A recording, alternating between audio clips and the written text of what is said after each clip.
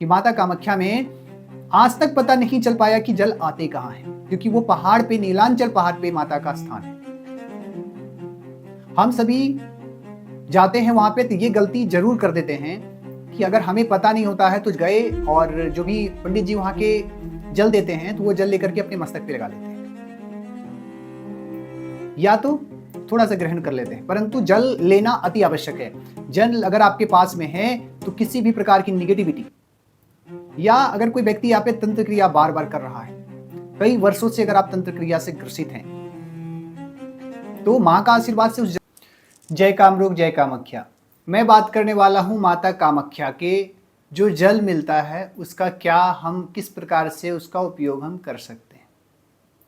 जल लेने के बाद जो मंदिर लोग आते हैं, कामाख्या शक्तिपीठ जो आसाम स्थित गुवाहाटी में है, नीलांचल पर्वत पे माता कामाख्या विराजमान है।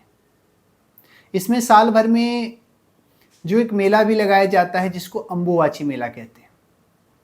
अम्बुवाची मेला में काफी लोग बहुत दूर दूर से लोग आते हैं, साधक लोग आते हैं, अपने प्रकार की सिद्धि प्राप्त करके जाते हैं। परंतु आज मैं जो बताने वाला हूं कि माता कामाख्या जब आप आते हैं, सबसे पहले दर्शन करने जाते हैं, तो दर्शन करने के पास में जब गर्भगृह में जाते हैं तो उस स्थान से एक आपको जल मिलता है प्रसाद के रूप में।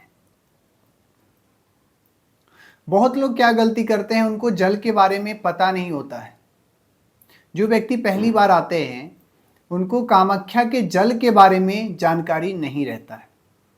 वो क्या करते हैं, जाते हैं, प्रसाद के स्वरूप में मिलता है, थोड़ा सा जल लिए अपने माथे पे लगा लेते हैं।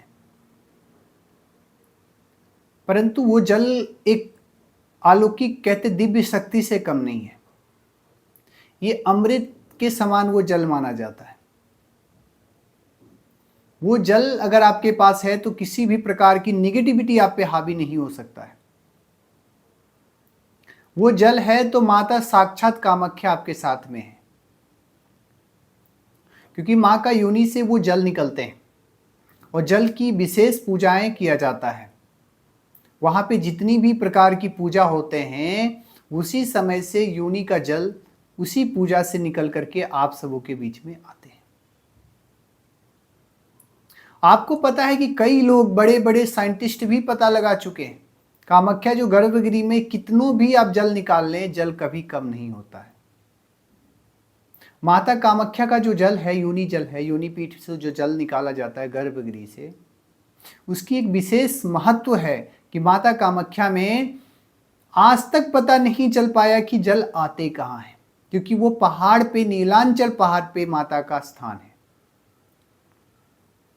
हम सभी जाते हैं वहां पे तो ये गलती जरूर कर देते हैं कि अगर हमें पता नहीं होता है तो गए और जो भी पंडित जी वहां के जल देते हैं तो वो जल लेकर के अपने मस्तक पे लगा लेते हैं, या तो थोड़ा सा ग्रहण कर लेते हैं। परंतु जल लेना अति आवश्यक है।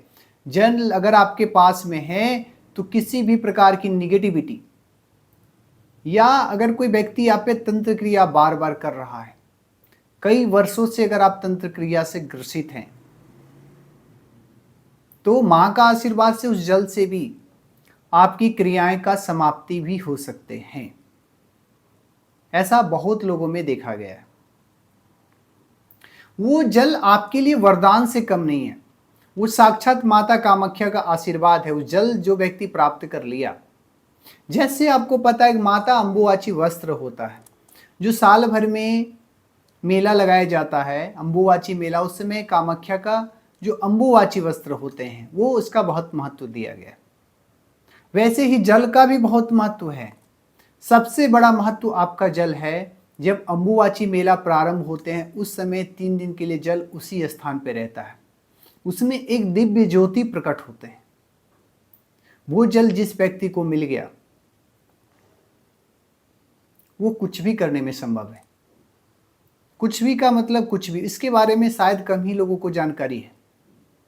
वस्त्र के लिए तो लोग सब पूछते रहते हैं, काम या सिंदूर के बारे में पूछते रहते हैं, या साधना के बारे में पूछते रहते हैं, परंतु ये जो जल है ना, इसके बारे में किसी को पता नहीं है क्या क्या है जल का रहस्य। क्योंकि ये जो जल उसी स्थान पे रहता है, उस स्थान पे कोई मंदिर में प्रवेश नहीं किया जाता है, कोई व्यक्ति प्रवेश नहीं करते हैं, क्योंकि किया ही नहीं जाता है उस समय, पूरा मंदिर का कपाट बंद रहते हैं। अंबुबाची मेला में मंदिर का कपाट बंद रहते हैं साल में 3 दिनों के लिए, ध्यान रखना। और उस समय उस जल को जागृत किया जाता है। उस समय वो जल जिस व्यक्ति के पास में पहुंच गया वो कुछ भी करने में संभव है। ऐसा मैं नहीं कहता, कई लोग हमारे शिष्य लोग भी जिन्होंने लिया है उसको पता है, जो जो व्यक्ति वहाँ से जुड़े हुए हैं उनको इसके बारे में काफ़ी जानकारी बेहतर है। अगर आप पे तंत्र क्रिया भी कोई व्यक्ति कर रहा है ना तो उस जल से निवारण हो जाएगा। अगर आपके घर में कोई भी प्रकार की परेशानी आ रही है तो जड़ को छिड़कने से ही आपका कार्य सिद्ध हो जाएगा। किसी भी प्रकार का अगर आप दिक्कतें आ रहे हैं, यहाँ तक कि किसी का वंश भी ना चल रहा है तो वो जल से उसका वंश भी चलने लगता है। अब आप बोलोगे कि भाई जल से कैसे किसी का वंश चल सकता है? तो श्रद्धा और विश्वास एक चीज है जिसपे आप साइंस और उंगली नहीं उठा सकते। साइंस को 16 साल पहले पता चला है कि हाँ भाई कोई नवग्रह था। मैं किसी पे उंगली नहीं उठाता हूँ, है नवग्रह है। उससे पहले क्या मतलब नवग्रह नहीं थे क्या? हमारे हजारों वर्षों से वेद पुराण में इतने सारे मंत्र चल रहे हैं, ज्योतिष शास्त्र चल रहे हैं, किसी भी प्रकार की चीज़ों को पहले ही दर्शाया गया है।